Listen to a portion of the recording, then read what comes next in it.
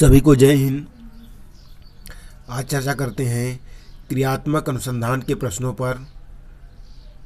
पहला प्रश्न देखते हैं, निम्नलिखित में से कौन क्रियात्मक शोध से संबंधित नहीं है।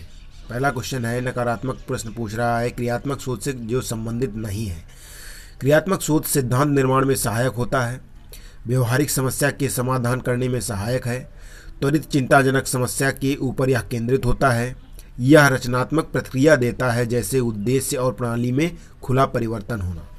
तो इसमें पूछ रहा है क्रियात्मक शोध से संबंधित जो नहीं है, तो क्रियात्मक शोध सिद्धांत निर्माण में सहायक होता है। तो ऐसी बात नहीं होती है, ये सिद्धांत निर्माण में सहायक नहीं होता है, तो पहला ऑप्शन आपका सही होता है। अगला प्रश्न देखते हैं, क्रियात्मक अनुसंधान के संबंध में कौन सा कथन सही नहीं है। यह अध्यापक शिक्षा एवं शिक्षा व्यवसाय से जुड़े लोगों के द्वारा किया जाता है, यह किसी विशिष्ट समस्या के समाधान के लिए किया जाता है, व्यापक स्तर पर निर्णय लेने के लिए सूचना संकलन का कार्य इसमें किया जाता है, स्थानीय स्तर पर रोजमर्रा की समस्याओं के समाधान के लिए क्रियात्मक शोध किया जाता है। तो इसमें आपका व्यापक स्तर पर निर्णय लेने के लिए सूचना संकलन का कार्य इसमें किया जाता है, सी ऑप्शन सही होगा। अगला प्रश्न है, क्रियात्मक अनुसंधान में क्रियात्मक उपकल्पनाओं का निर्माण समस्याओं के कारणों पर आधारित है, क्रियात्मक उपकल्पनाओं का निर्माण किसी तर्कयुक्त विवेक पर आधारित है, क्रियात्मक उपकल्पना का निर्माण इस प्रकार किया जाता है ताकि उनका सांख्यिकी सत्यापन किया जा सके, क्रियात्मक उपकल्पनाओं का निर्माण नहीं किया जाता। तो इसमें आपका क्रियात्मक अनुसंधान में पहला ऑप्शन सही हो जाएगा, क्रियात्मक उपकल्पनाओं का निर्माण समस्याओं के कारणों पर आधारित होता है। अगला प्रश्न देखते हैं, शोध का चरण शोध को क्रियात्मक बनाता है, उपकल्पनाओं का निर्माण, प्रोग्राम का क्रियान्वयन एवं अंतिम मूल्यांकन, सामान्यीकरण, शोध आकल्प का कठोर होना। तो इसमें शोध का चरण शोध को क्रियात्मक अनुसंधान बनाता है। तो स्टीफन एम कोरे साहब की परिभाषा में आपका क्रियान्वयन एवं अंतिम मूल्यांकन, क्रियान्वयन एवं वैज्ञानिक दृष्टिकोण मूल्यांकन शब्द मिलते थे। तो इसमें आपका प्रोग्राम का क्रियान्वयन एवं अंतिम मूल्यांकन सही हो जाएगा, बी ऑप्शन। अगला प्रश्न देखते हैं, क्रियात्मक अनुसंधान का प्रयोग सर्वप्रथम किसने किया। स्टीफन एम कोरे, गुड, मैग्रेथ, सभी ने। तो स्टीफन एम कोरे इसमें सही हो जाएगा, ए ऑप्शन। अगला प्रश्न है, क्रियात्मक अनुसंधान शब्द का प्रयोग कब किया गया। 1947 में, 1954 में, 1964 में, 1972 में। तो 1964 में सही हो जाएगा, सी ऑप्शन। अगला प्रश्न देखते हैं,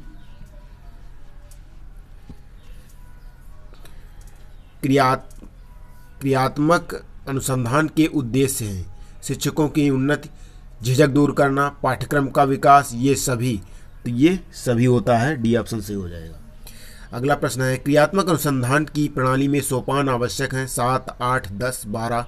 तो इसमें 7 सोपान होते हैं। SCRTA के अनुसार 7 सोपान है, हेंडरसन महोदय के अनुसार 7 सोपान होते हैं। हेंडरसन महोदय की पुस्तक है एंड इंट्रोलोकेशन टू प्रोजेक्टिव टेक्निक 1951 में लिखी गई थी।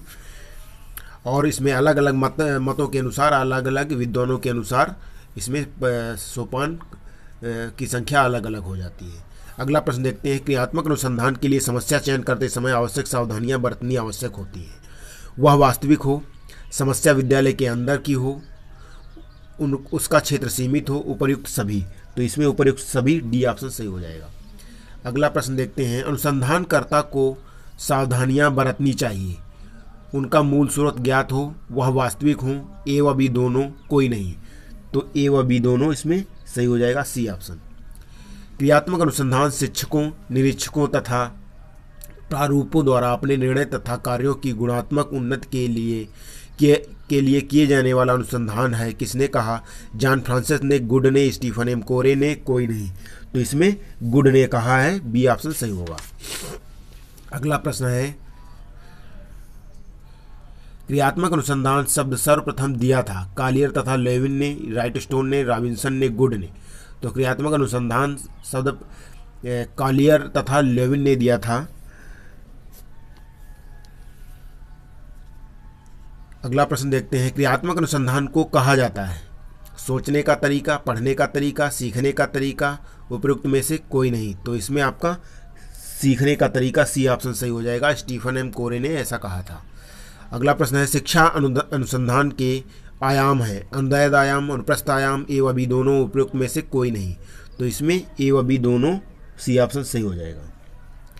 अगला प्रश्न देखते हैं क्रियात्मक अनुसंधान का उपयोग होता है शिक्षण सुधार हेतु, शिक्षण में परिवर्तन हेतु, विद्यालय एवं शिक्षण की समस्या समाधान हेतु, उपरोक्त सभी।